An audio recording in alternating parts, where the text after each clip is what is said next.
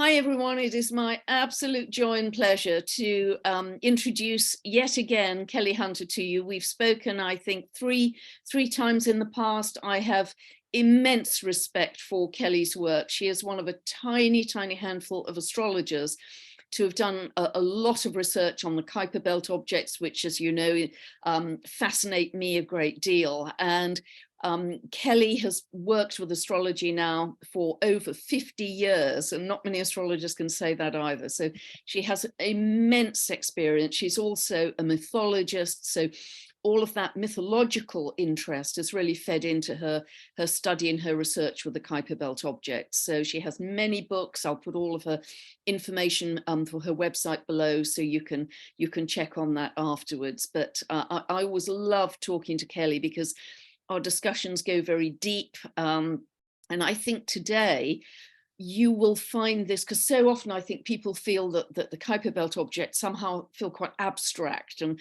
what relevance do they have to what we're living here in 3D? Well, actually, particularly our discussion today, I think you'll find has a great deal of relevance to where we're at in this huge spiritual transformation that we're all living through right now. So at this point, I'll hand it over to Kelley to talk about what we're going to talk about, what we're going to go through. And it really will be a conversation as we go through, but we're principally here going to focus on the dwarf planet Haumea and her ingress, her entry into the sign of Scorpio. So over to you, Kelley. I'm so glad to be here with you, Pam, and I love having discussions with you because, you know, you are as enthusiastic about the Kuiper belt as I am. And, you know, we've both been calling it like the quantum realm of consciousness. You know, we have the personal planets, the social planets, the collective planets, but this tops them, you know, and I was thinking last night how the quantum consciousness of the Kuiper belt kind of can impose that level into the collective planets. And that's absolutely what's happening when Haumea goes into Scorpio and Pluto goes into Aquarius. They're going to continue their lengthy square by changing sign. Yep. And it's going to be very interesting because they're both going, you know, into the new sign, back out, and they continue to kind of do a square dance. So they do, and I think their mythology reinforces each other. Their archetypes reinforce each other, and there are many parallels, which I think can get us to a very positive place. And it's very exciting. And I think you have said, I have said, we both have said about Pluto taking down the old systems while the wave of Haumea is coming in over that destruction and bringing in the new. There's a kind of overlap, and that's going to continue. It is. And what is really fascinating, I've been digging into Pluto's move from the end of Capricorn into Aquarius quite a lot for various events I've been doing. And if we consider Pluto to be the planet representing power, if we look back historically, when there's a shift of Pluto from Capricorn, top-down structures, governments, organizations, institutions that have held power over us, when Pluto shifts into Aquarius, there is a very distinctive shift of the power to the people. And we can look at, say, 1789, one of the last, was the last time Pluto was in Aquarius. And if we look to France, to Louis XVI's bloated golden abyss monarchy, and the peasants couldn't even afford to buy bread, eventually on the 14th of July, 1789, they stormed the Bastille and took down the monarchy, since which time France has been a republic. And so there was a massive shift and all kinds of changes in human rights. The following month, there was a recognition by the French Assemblée Nationale. They issued a Declaration of Rights. And it was really the very first time that ordinary people had been given any rights in law. And that became one of the foundational documents for democracy in Europe. Well, so we have, you know, the Declaration of Independence in the US, that was 1776. Pluto's still in Capricorn, but then they had to fight the war. And that was during, with the People's War, in a sense, too. I mean, not all the people, but it was the far-seeing people. Indeed. And then in Yeah. 1789, the same year, you had the US Bill of Rights, which gave more rights to the people. So there's a very clear theme there. And I think it's interesting to set that up in terms of what we're going to talk about with Haumea as well. Yes. Well, Haumea has been so active lately. We can go back to the October 22nd Venus star point, when Venus was on the far side of the sun, conjuncting the sun at 29 Libra, and there was Haumea at 29 Libra.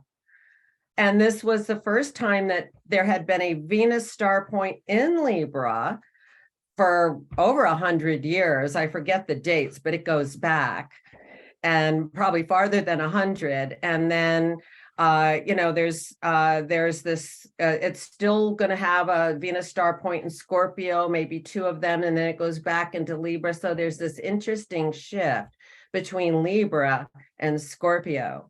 And astronomically, the main stars in the scales of Libra, Zubin el-Ganubi and Zubin-es Shamali, their names in Arabic mean the north and south claw, because they were once seen as the claws of the scorpion. And then they became the scales of Libra. But the claws at one point were imagined to hold either a kind of an Aladdin's lamp type light or an incense burner, so that whenever sun, moon, planets pass through that area, they would be purified. Oh, beautiful. And also that's bringing a lot of divine feminine energy, would you say? Yes, Kelley? yes. I think Haumea's presence, and this is so rare. When is Haumea going to conjunct a Venus star again? Whoa. So yes, that this was, Haumea, it was giving a kind of birth to the divine feminine, absolutely, on another level than we've experienced in, say, a really long time.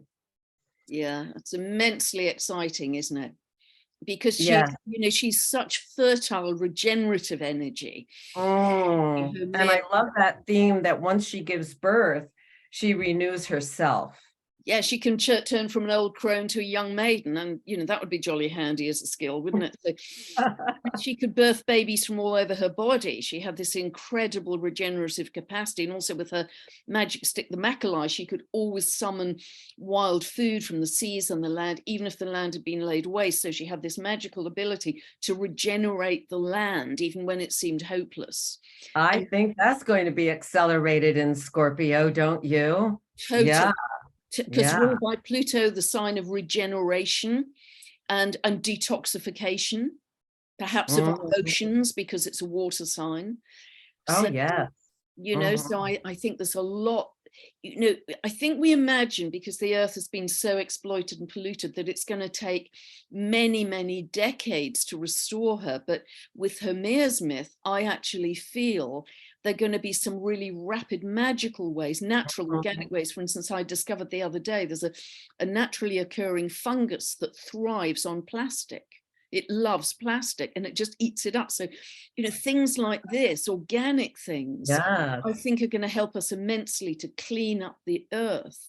And therefore it's going to have this kind of magical rapid quality that Haumea can bring in with her. Yes, there'll be new species arising, and I think certain mushrooms. And then there's the work of Dr. Emoto, talking about how prayer can reconfigure molecules of water into kind of purity again. So there's a lot of magic coming up here. There is, and it's very interesting, isn't it? There's a lady, I think, in New Zealand called Veda Austin, who's doing a lot of work with water and how water holds memory. But as you say, Kelley, it was wonderful with Emoto's work, how, he realized this just projecting an emotion of love or gratitude or anger or hate or whatever would change the geometry that appeared in the crystals in the water. And that not only shows how consciousness affects matter, but it also, strengthens, I think, this whole message of Haumea moving into Scorpio, and our understanding of how our thinking and our emotion is going to affect everything around us. And we're going to that is so key in that Venus star with Haumea, because Venus is love, it's the divine feminine, and Haumea was bringing that to another level. And, that's what we are beaming out through our hearts. And we're going deeper into our hearts with a deep dive into Scorpio.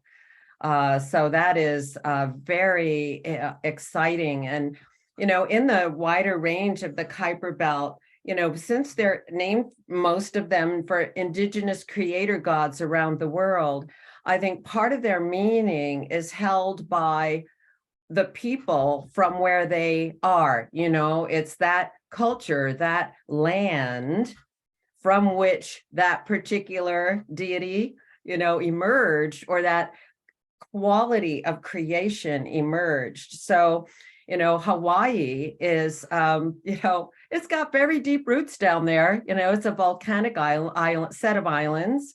And, there's that whole Lemurian connection with that area, in the Pacific, and also with Hawaii in particular. A lot of people have a feeling that Lemuria, these are the peaks of Lemuria or something along that line. But, there's been a lot of talk about Lemuria coming up lately. And I think with Scorpio, there could be some emergence from the deep sea. Wow. In evoking more of that energy, because the earth is changing and responding to these waves of light coming in. So they're coming in from the top down, but they're also being, kind of taken in through the, the dynamic electromagnetic field of the earth, and it's coming from the inside out. So, what we were talking about with the new species and that sort of thing, there could be more light coming up from the earth in her response to the field of light coming in, the waves of light and grace and upliftment and higher consciousness, light. I love that, Kelley. And I love that idea of research, because, of course, if we think about the signature of Uranus in Taurus, that can be new land that is produced. And I think there was some shift in the landmass with when the volcanoes in Hawaii were very active quite recently. And although some land disappears, other land is formed as the lava comes up. So it's so wonderful thinking of that, that upsurge from Scorpio. Yes. Yeah, volcanic, Pele rules volcanoes in Hawaii, and she was one of the daughters of Haumea. Yeah. And her other daughters are, give their names to the two moons of Haumea. Hi'iaka is a hula dance goddess who particularly rules the Big Island. And then Namaka is a water energy. If she's a mermaid, she's a powerful mermaid, because she did not get along with Pele, because Pele took her husband or something like that, so, we get little soap operas in mythology. So when Pele throws out her hot, fiery lava and it goes down into the sea, Namaka throws her waters at those fiery energies, and that then makes it into land. Wow. So it's a pretty dramatic meeting between fiery lava, fiery earth, and the water, kind of coming right back at it. Yeah, I think we could see quite a lot of that. And I love your connection to Lemuria, because I think you watched the session I had with Zach, channeled by John. Yes. Because he was saying we have a lot of Lemurian frequency coming onto our Earth now, which is wonderful, because it was probably the most beautiful civilization we ever had. And not only is the geography relevant to Hawaii, but the energy of Lemuria, the peoples of Lemuria have a lot of parallels to Haumea, because the Lemurians were botanists, and the Lemurians lived in harmony with nature, harmony with the earth, which is all about Haumea's symbolism as well. This love of the earth, this kind of shamanic instinctive connection to earth, that everything is oneness, there's no separation. And they were very high frequency beings, weren't they? They actually could travel interdimensionally on a silver cord of consciousness. And apparently they built light temples at energy vortices in the earth to magnify the energy vortices. And so it was all about light. It was all about light and energy and frequency. But there's so many parallels again with Lemuria and Haumea symbolism. And I think that's really exciting as well. I was in Hawaii very briefly, like in 72, 73. And I became aware of some of the teachings on the island, like the Ho'oponopono. Yes, fabulous. It's a forgiveness exercise, and that there was something else about the light cord in those teachings, the Huna teachings, that I didn't get too far into, but I became aware of it. And I'd had a some kind of like memory. There was some book that came out in the 70s about Lemuria, and I like totally, responded to that. And that's been carried in my heart for a while. And I have a friend who in 8th grade, she made a report on Lemuria. Wow. Well, that energy. A lot of us have that memory, Definitely coming back in. And, if that was the most beautiful civilization that ever existed, and we're heading anywhere near to what that was, I think we can feel really, really positive. Mm-hmm. But it was interesting just yesterday, Kelley, just by chance, I happened to stumble on a whole other aspect of Haumea's symbolism, which I hadn't been aware of. So would you like me to share? Oh, yes, absolutely. I love that you're researching deeply and adding to it all. I mean, there's so much. So yes, please. So interesting, because in the myth, there was a ruler in Hawaii called Kumuhono. If I'm not going to pronounce this properly, I'm going to massacre it, I think. Kumuhonoa, Kumuhonoa. And he was a tyrant, and he abused his power very much over the community. He actually condemned Haumea's partner Wakea, Wakea, to death because he took a bunch of bananas from the wild forests. Whoa. And although, it was just wild food, he wasn't taking it from anyone's property or garden. He condemned him to death because they had the leader had instituted this policy where it was the rich and the rulers who got the best food first, and sort of fall what may for the poor ordinary people. So it was almost a kind of engineered food scarcity in a sense. But he condemned Haumea's partner to death, and so what Haumea did was call on the divine to defeat the tyrant, but also call on the community, all of the ordinary people. And it was like a kind of David versus Goliath situation where the people actually won. The people won, and they saved Wakea from being executed. Wow. Which that isn't it amazing? That's sounds very relevant somehow to our times. Absolutely, to taking it back to the people. And she was very much about using your social responsibility, which in Hawaii was called kuleana, Kuleana, which is about a sense of responsibility within the community to create pono, P-O-N-O, which is balance and right action, all about fairness, justice, communal well-being, a strong moral compass, etc. And this is so much the parallel of Pluto moving out of Capricorn and into Aquarius. Back to the people, the community, the grassroots, collaboration, people taking back their power from the top-down structures. And it's just so fascinating that square, which I know you're going to go on to talk about, is going to dance for quite some time, sort of reinforcing each other, because Pluto, of course, also rules Scorpio, as we know. So, and it's just beautiful that there's such a sense of regeneration, a love of nature, a triumph of nature over adversity, that I think is very much part of Haumea's symbolism. But I didn't know all of that side of defeating the tyrant. I had not heard that story either. Yeah. So the Thank you. divine and the community defeated the Yes. tyrant. And I think that's Oh, yeah. great. Yes. So, here we are. We had that Venus star with Haumea. And then the sun and Venus continued into Scorpio for a new moon eclipse. Yeah. And then we had a total lunar eclipse. Yeah. Just on the 8th of November. Very powerful. Venus still hanging out there. And now on November 12th, 13th, Haumea goes into Scorpio, following that trail still in that lunar cycle that included the two eclipses, the two very potent eclipses. One of them, the one on the 8th, having Uranus exactly conjunct the eclipsed moon. I mean, that's an awakener. That opens the door to these new energies, and is like Haumea is just stepping right in and saying, okay, we're going to take it to the next level here.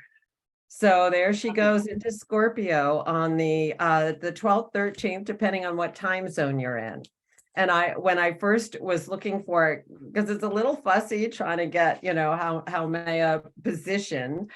So it was, I worked with Honolulu at first because I said, let's find out when that ingress is into Scorpio in her place, her land. And it's on the 12th there, very late at night. Right. So most of us, well, I mean, again, it depends on what time zone you're in. So I have that chart if you want to look at it. She'll go in and out a bit, and we can examine that and see what we see. And I made a very simple chart. Yep. So you are now the host to share, Kelley. Okay, can you see what I'm sharing? Yeah, beautiful. Okay, so there's the chart for this one's for Eastern time, so it's on November 13th at 2:25 a.m. So add 5 hours for the British Isles, add 6 for wherever you are, just adjust the time zone there. And so in California, it's still on the 12th. Hawaii is 2 hours in California. Right. So anyway, there we're looking at it, and I just, made it very simple to look at. And we're still seeing, kind of some of the eclipse implications here, because we've still got like all this Scorpio, Can you see where I'm pointing out? Absolutely. Okay, so there's, there's the nodes. In Scorpio, Taurus, the sun's still in Taurus, Mercury's in Taurus, Venus is in Taurus, and there's Haumea just stepping in. Yeah. And so she's at 0 Scorpio. So there's no other zeros around in the regular, like you say, bread and butter planets. So we'd have to go a little deeper to find some aspects to that. But, of course, she's not too far off a square. It's cross sign. Pluto's still in the zone there. Yep. Now, Pluto has an orbit of 248 years, and Haumea's orbit is 283. So she's slower moving. So Pluto's going to catch up to her at some point into that square again, that cross sign square, which we're going to be in for a while. But I just wanted everybody to kind of, as we're talking more about Haumea going into Scorpio, to note where your own Haumea is if you don't know, because it's very interesting. And it's one thing, I think is, tapping into whatever Kuiper belt object calls to you is going to be your helper, in this consciousness shift that we're going through into what we're calling New Earth and a new social context, especially when Pluto goes into Aquarius. So, Haumea moves pretty slowly. So there might be, a few people who still have it in Cancer, which I think is a very relevant sign for Haumea, since she is the mother. She does give birth to everything. So she is a kind of earth mother, a light-bearing earth mother. And then a lot of people have Pluto in Leo. And people born in the 50s have Pluto conjunct Haumea. So that is, that's Leo. So, we have our whole generational agenda with transforming the awareness of self from small s self to capital S self. And Haumea for those years has this huge, creative verve empowered by Pluto. So there's a lot of creative activity in that particular decade.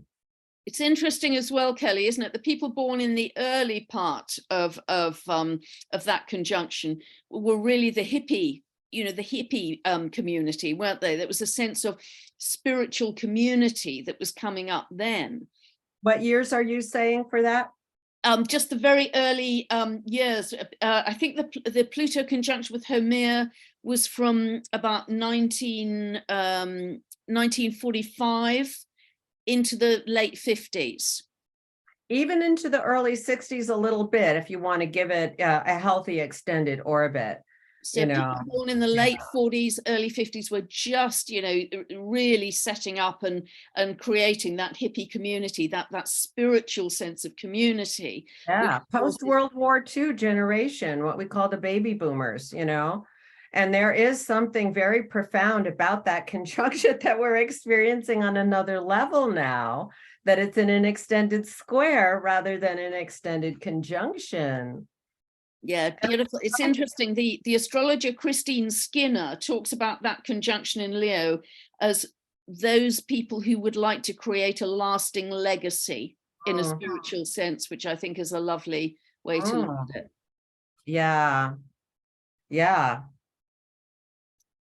So, yeah, this creative verve there. And also, again, this transforming our sense of self back to that creative energy, that sense of, I love the word sovereignty. It really matches Leo, and it matches a lot of what we're experiencing. And one thing that the Kuiper belt objects have taught me is to appreciate squares in a whole new way. Because I don't like the good, bad thing, in astrology, you got to square use it. It's asking you to stand up and step up and take it on, whether it's through a challenge or a conflict. But when Haumea squaring Pluto, and they're both Kuiper belt objects, wow, they've got something going there. That really accelerates the creative excitement that they, kind of play off each other. It's not a conflict. It's I don't see it that way at all. I just see it as an activation of wow, we can get more done together than we can separately, sort of thing. Yeah, it's it's a reinforcement, isn't it, about regeneration. And it's interesting. I just discovered this morning, Kelley, by chance again, that if we set up this ingress, this entry of Haumea into Scorpio for this period, 12th, 13th of November, it is absolutely rising in Brazil. It's like conjunct the ascendant in Brasilia, the federal capital of Brazil. And it's quite clear, thinking of the theme I've just been talking about the people versus the tyrant, what's been happening in Brazil. And again, I just discovered this morning that the military have apparently initiated an audit into the legitimacy of that election. Oh, wow. So isn't that interesting, thinking about, the themes we've just been talking about with Haumea, but also thinking of the parallel of Pluto's shift from Capricorn to Aquarius, so there's definitely a reinforcement of themes. Oh, that's wonderful. Yeah, and that myth you told, there we are.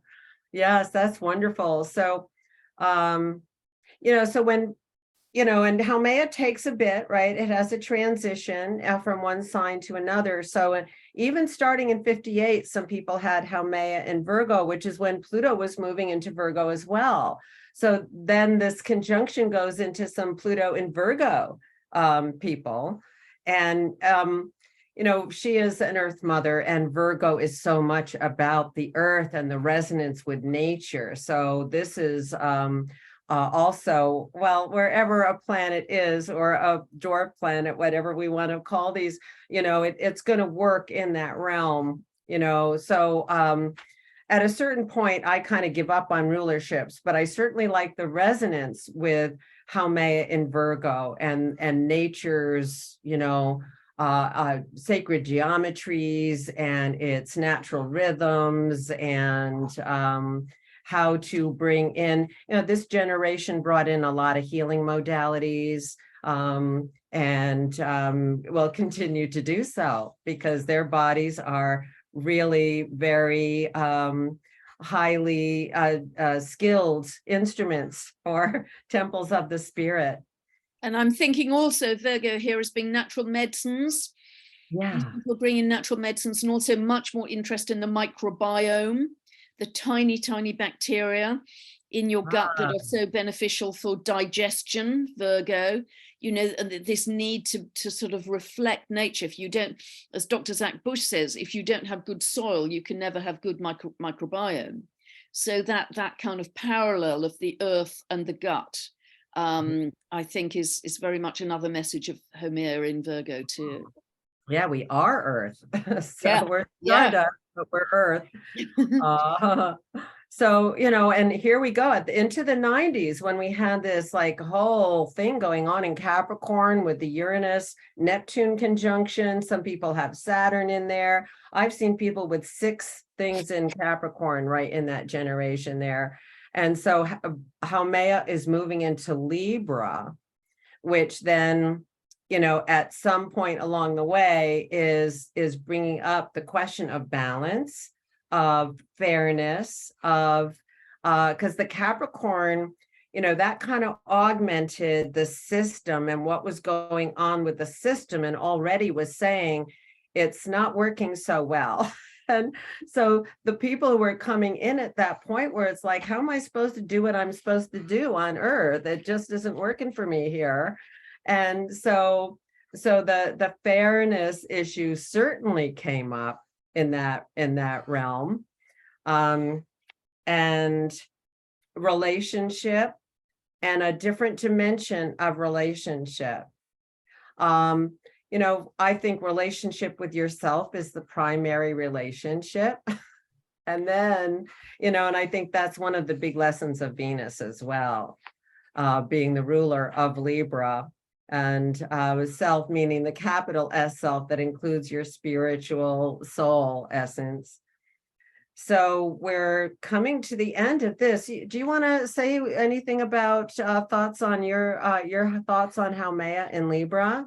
Yeah, the only thing would be, you know, more discussion about the need for balance with the earth, and the shadow side of Haumea being, you know, we've lost that balance, really, that we don't see ourselves enough in harmony with the earth, which I think is what we're now recognizing and going back to in a much bigger way. Yes, yes. That's very so. And so that's another primary relationship in our life, isn't it? It's very interesting, Kelley. There was a wonderful lady in the UK. Her name was Polly. I can't remember her surname, but she was trying to introduce a law which essentially, you know, punished people for any eco damage, any ecological damage. And if you think of Libra also as the scales of justice, and Haumea as being, you know, the respect for all living beings in the earth, that was a very interesting move that she was trying to initiate. She died very young, sadly, so it didn't come to fruition, but I think that was another expression, actually, of Haumea in Libra. Yes, and I think, you know, Venus ruling Libra, the aesthetics are so high in Libra, so this would be good for artists too that might work with earth energies, or you know, but the artistry of this group is pretty profound. So yeah, it saw a lot of changes in the planetary dynamics, but it was coming in right with that rare Uranus-Neptune square that only happens every 160 years or so. Yeah. Wow. And now here we go into Scorpio. You know, there's Libra, the scales, but once you like go into Scorpio, you're deep diving, and those scales have tipped in one way or another. And haven't we been talking lately about Libra and the choices that we're making that are in part, you know, if we listen to Haumea, we may make better choices that are coming from another level of consciousness into a higher octave of aesthetic, of harmony and love. And so here we are going down deep. And to me, you know, Scorpio, deep, deep water. This is passion. This is intensity. This is all or nothing. This is like those Japanese women pearl divers that know how to hold their breath a long time, and they go down there and they get the best, you know, oysters with the most lustrous pearls. And it's also, to me, a very erotic sign. You know, there's Scorpio and Taurus. And I think Scorpio is more about the eroticism, which is the whole chemistry and dynamic and interplay that's so like, whoa. And Taurus is the body to body. So, you know, to me, Scorpio is intensely, well, Eros, like people misunderstand Eros. It's not all just about sex. It's more about the creative power or impulse or urge that creates, you know, life. And the myth of Eros is so different than the little Valentine cherub with the little bow and arrow. You know, Eros is a powerful god that arose from chaos with Gaia, the earth. So this is that deep impulse. So Haumea is tapping into a different impulse now for her creativity and her birthing. And I think some seeds were definitely planted on that Venus star Haumea dynamic that are seeking healthy soil or hearts to grow in. Yeah, beautiful. And I think the shift from Libra to Scorpio is no more Mr. Nice Guy. No, it's pretty dark chocolate spicy. How can you handle it? Yeah. It's, you know, I'm on a mission. I've got tremendous focus. You know, I'm going to achieve this, all to the benefit of the earth. And this recognition of our oneness and harmony with the earth, and this ancient shamanic connection. But I do think it's got a lot to do with, as I said earlier, detoxification of the seas, the oceans, thinking of Scorpio, the depth, the water sign. And it's going to be particularly interesting when the South Node backs into Haumea, which should be sort of mid next year. That could be a very powerful time for detoxing our oceans. I was thinking of that too. Yeah.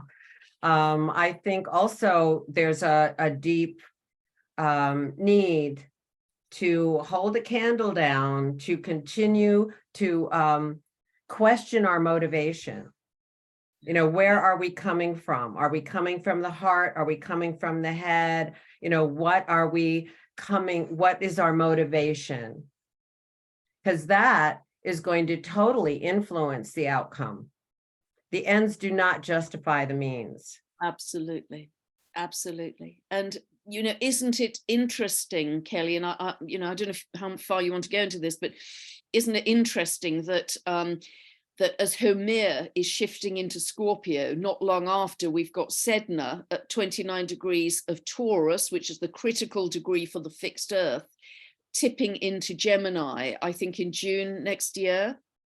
And so Haumea is forming a quincunx, I believe, to Sedna. So there's a lot coming up about, you know, the importance of the earth and really turning around our whole attitude, because with Sedna, the symbolism is almost more about the violation of sacred law. And she lives at the bottom of the Arctic Sea. That's Scorpio arena there, isn't it? The icy wastes, yes. Yeah. Well, and, I thought that, if we're going to look for aspects to this Haumea at zero Scorpio, Sedna is certainly one of them. And on the other side is Manwe, the Tolkien's, the chief archangel who with his partner Varda were, helped to create the earth, were, leading the way for that creating the earth and everything on it. In the original, since Haumea was the closest to the mind of God, those original codes or blueprints or whatever, like the re-arising of Lemuria and other such origin experiences are coming back. And, you've been talking about this too, that Manwe is at the zero Aries point, it's circling that. So we've got, what do we have now? A finger of goddess with Haumea at the hub and Manwe and Sedna, pretty powerful energies, one from the highest like mind of God, and so Sedna from the deepest dark seas, both coming to support Haumea in this new immersion,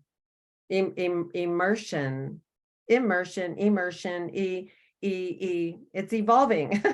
Absolutely. And there's such a sense of regeneration with that. And isn't it interesting with these incredibly long orbits of 283 years for Haumea, I think it's about 289 for Manwe, 11,500 for Sedna, that they are all changing sign.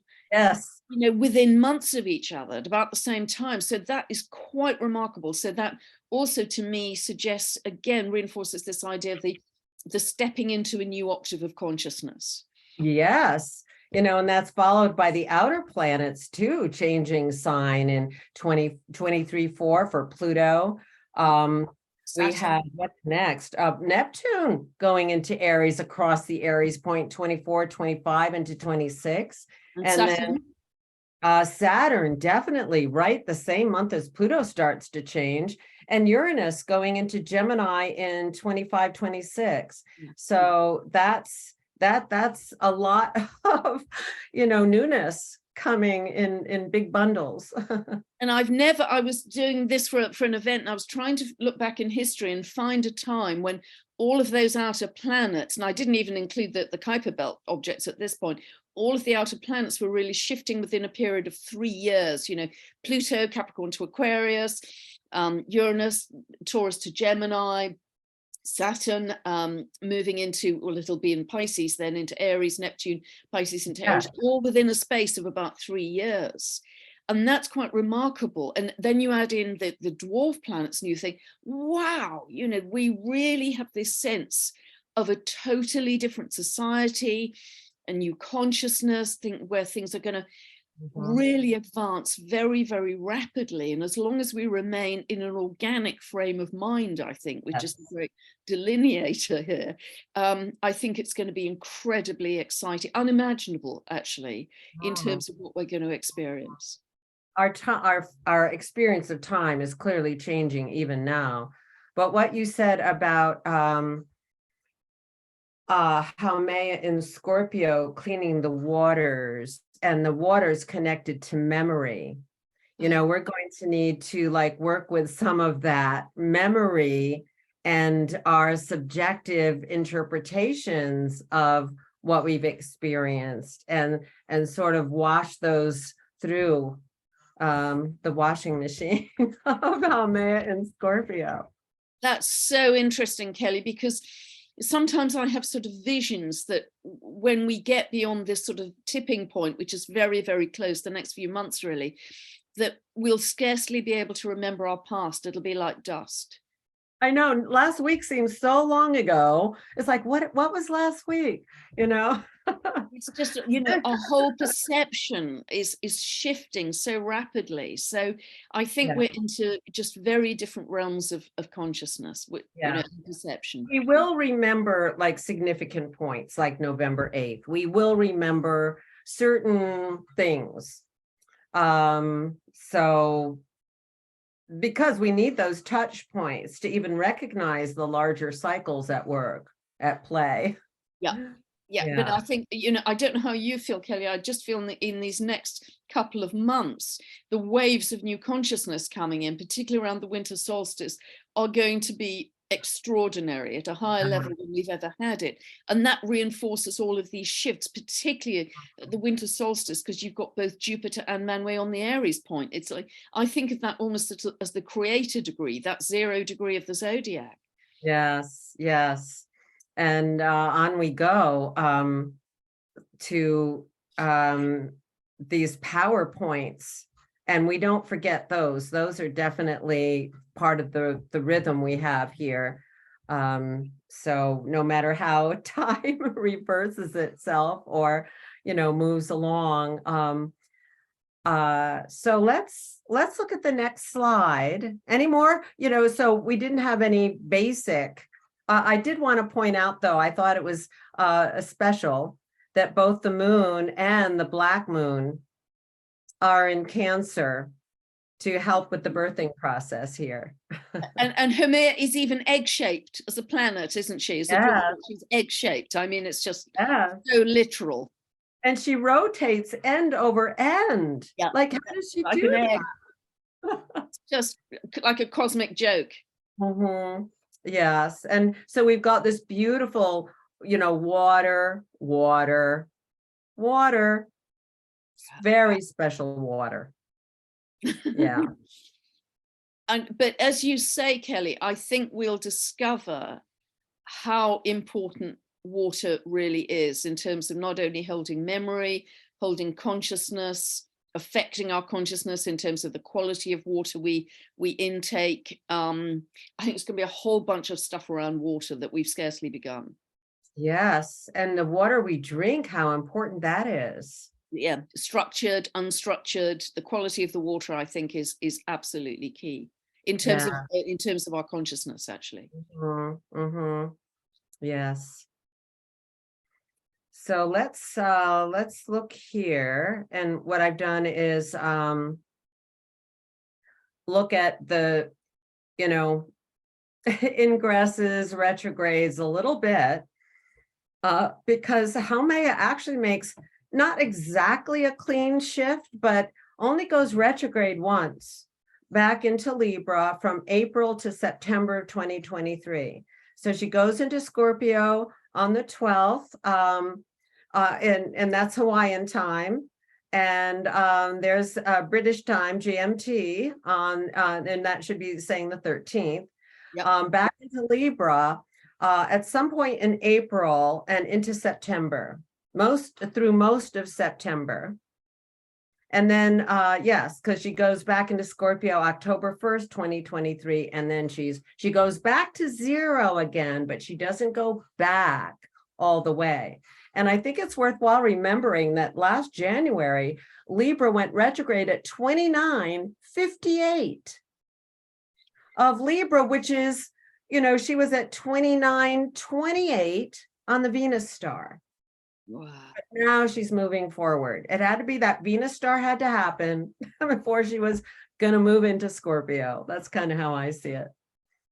And then Pluto is into Aquarius March 23rd, and it goes back into Capricorn June into Jan. It only gets to 0. It's only in Aquarius a couple of months, like a little bit of March, April, May, and half of June. And there is a point in early April when it's still in 0 and Haumea is back in 0. Yeah. And I know they're conjunct right in early April. I couldn't quite determine exactly what day. Wow. So it really is a dance, isn't it? Both of them. It's very, very close. So it's only kind of springtime northern hemisphere. You're going to have them in those new signs, and then they go back into the cardinal signs, each of them, Capricorn and Libra.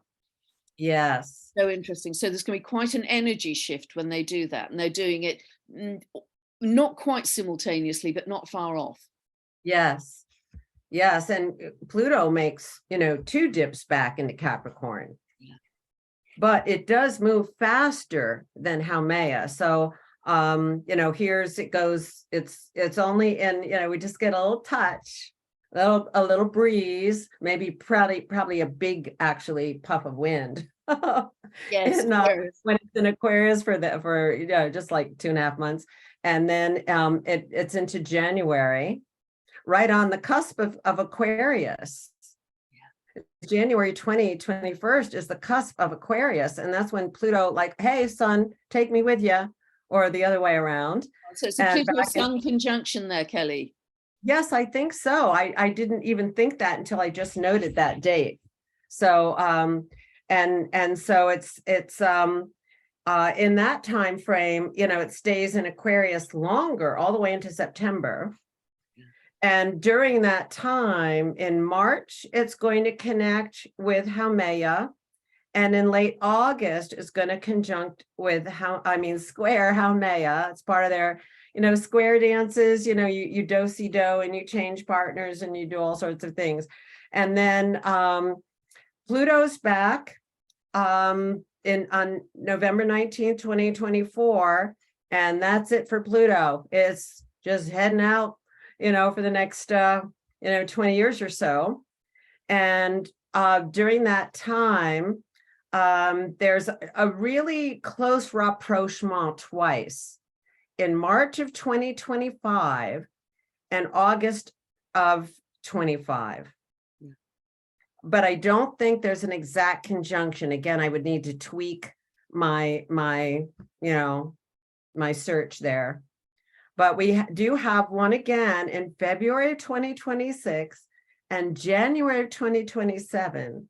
And in October 2027, they're almost conjunct, but not quite, is what I figured out. So that goes all the way into 2027. And I was just outlining all those collective, outer planet changes that are happening all through that time. Yeah. So Haumea's like a midwife for that. Oh, that's a beautiful expression, like a midwife. That's a beautiful expression. So do you see that whole period up to 2027, Kelley, as a huge period of natural regeneration, the big step into new Earth really taking form? Yes, I haven't, we have Haumea going into a water sign, Pluto going into an air sign, Neptune going into Aries, a fire sign, Uranus going into Gemini, an air sign. Where's the Earth? Well, the Earth, Chiron goes into Taurus in late, in June of 2026, and into 2027, it's transitioning. So, and then it's going to be in Taurus for the following, I think about till 2034. So Chiron is going to be very helpful. Yeah, to anchor us. Because Pluto, Uranus is not a really good anchor, but it's stirring things up in the Earth realm and certainly opening the door to the new Earth and to the magic of Earth. And I think we better use that word magic for Haumea in Scorpio as well. But maybe, as you say, Kelley, with Haumea diving deep in Scorpio, that's going to hold us. That's going to, hold us deeply in our emotion. That's really interesting because our bodies are changing rapidly, moving to crystal. And I think there's going to be so much out there in terms of aviation, space travel, Pluto moving into Aquarius, ruled by Uranus, the sky god, Uranus also moving into an air sign. There's going to be a lot, when a previous time when Uranus was in Gemini, there was a whole new, in I think 1691, a scientist called Huygens invented a whole new wave theory of light. So I think there are going to be massive discoveries about light, plasma physics, speed of travel, space travel, our whole understanding of the cosmos and the galaxies and what really constitutes our reality. There's going to be so much out there that is going to be taking our interest and shattering our paradigms, actually, I think, moving forwards in terms of our understanding of our reality. So, thank goodness for Haumea kind of, helping us to dive deep also into, I see Scorpio, very much the sign of the unconscious as well, diving into the unconscious and Yeah. cleaning up any remnants that still need clearing out before we. Yeah, that includes the below the surface of the earth and that mycelium realm. And also, I think of it as subatomic physics. You know, we have solidity, that's Taurus, but the Scorpio is, you know, the energy fields and how they line up and how they can be rearranged. Wow, that is so exciting, because if you know, again, if you think of a previous time when Pluto was in Aquarius, was in 1543, when Copernicus published his heliocentric theory, which was absolutely paradigm shattering in terms of our understanding that, you know, the earth goes around the sun, not the other way around, and the Catholic Church were furious. So I think that's why we're going to have so many shatterings of what we understand as our reality with these movements. And as you say, the understanding of what's underneath. And, you know, many people talk about whole civilizations that are actually existing under the earth. And, you know, and there are volcanoes beneath the sea's bottom that also erupt, and a lot happens down there because it's hot. And I don't know, is that where Sedna is? Does she kind of go visit that? That's her spa, you know, from the deep, dark, chilly, you know, frigid sea. You know, there are these volcanoes that create life because there's warmth around there, and stuff's coming up from beneath the bottom of the sea. That's so interesting, Kelley, that there could be, you know, discoveries of so much life, not only in the sea that can benefit us on the land, on Earth, but discoveries of, you know, of a lot more than that, that are, you know, underground, underneath, that are going to open up a whole new understanding and world for us that's never happened before. Well, what do you think in terms of the Earth, if we're going into this whole new dimension? What is your vision of, like, our earthiness, our relationship to Earth, if it's, you know, if such things are opening up? Yeah, isn't that just fascinating? Because we've been such dense individuals, haven't we? You know, there's been, you know, if we even look at the sort of Jupiter-Saturn repeating conjunction for the last 200 years, roughly, in Earth signs, you know, the Industrial Revolution and fossil fuels and heavy industry, and that's now starting to move into a 200 roughly year cycle in air of that repeating conjunction. Everything is, you know, so much emphasis in air, and I think we are, my personal view is increasingly we're shifting from carbon to crystalline. Because I love that. I know. I so love that. I just love, like, feeling like I can sparkle from the inside. Yeah, and you know, we're embodying more light because we're holding more photonic light that's coming in. We're made up of biophotons. That's how our intercellular network communicates. You know, we are literally beings of light. And so, if looking back to the Lemurian times, if they were able to travel on their cord of light interdimensionally to far galaxies, you know, is that going to be a possibility for humanity moving forwards, in that we may still be living on Earth, but not all the time, because and not Earth in what it is now. It too is getting more crystalline, right? It's also getting more light filled. So it's going to be a different density or texture, or, you know. Absolutely. I mean, it's so exciting. I think we're just going through the biggest evolution and transition for humanity ever. And that's why it can feel a bit lumpy along the way. But nevertheless, it's going to take us to a totally different place that we can barely describe, we can barely imagine. That's going to feel so much lighter. Well, it's going to be mind-blowing, which is why we need our hearts to be open and the heart intelligence to be our guide, you know, head, heart, and gut. So I don't mean head by mind, the mental thing, in the sense of thinking. I mean the higher mind. Yeah, absolutely. But it's so interesting, isn't it? With all of the, you know, so many moving into air, with Sedna moving into air, Pluto moving into air, Uranus moving into air, it's absolutely vital we stay in our heart. And Haumea will also help us to, even though it's going to be in Scorpio, nevertheless, the myth connects us back to the earth. Do you think we'll be able to breathe underwater? we may well, I think we'll develop all kinds of abilities that we currently would consider superhuman that will become a new normal, you know, like telepathy, ability to heal everybody, that kind of thing, that we just think are kind of, for most people, out of our realm. But I think they are rapidly coming online now. Oh yeah, the internet is absolutely active. You know, so I think we're moving into super exciting times, and Haumea is a very important part of that. So wow. So anything else you'd like to say here, Kelley? We're actually way over the hour. That was Yeah. Well, it's a big discussion. yeah. We're way So out there, you know.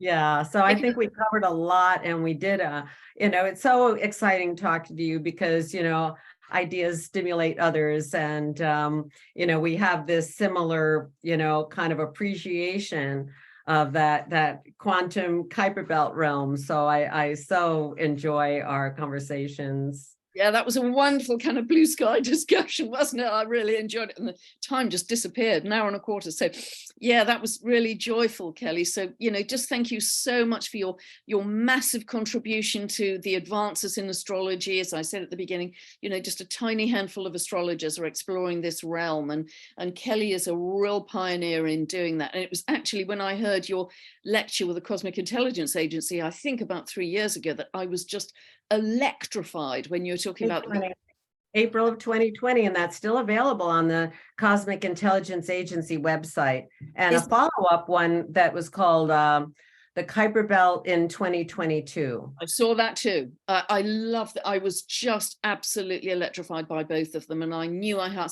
to start to do some research into them as well. But you have really led the field. You know, you have been the pioneer, certainly for me in that. And well, there are a few others, and I so appreciate, you know, the growing group and that the interest, because it speaks to us. I know it's a lot, you know, but just choose one. Just choose one. Haumea is a good choice right now. Yeah, and that's where astrology is going. You know, that's the next realm, the next octave of consciousness. So thank you so much for everything that you've shared with us, and all the work you do, and the research and the digging, and just thank you. And I know everybody will have really enjoyed listening to you, Kelley. So oh, good. Yeah. Thank you so much. Okay, bye-bye. Okay, bye for now.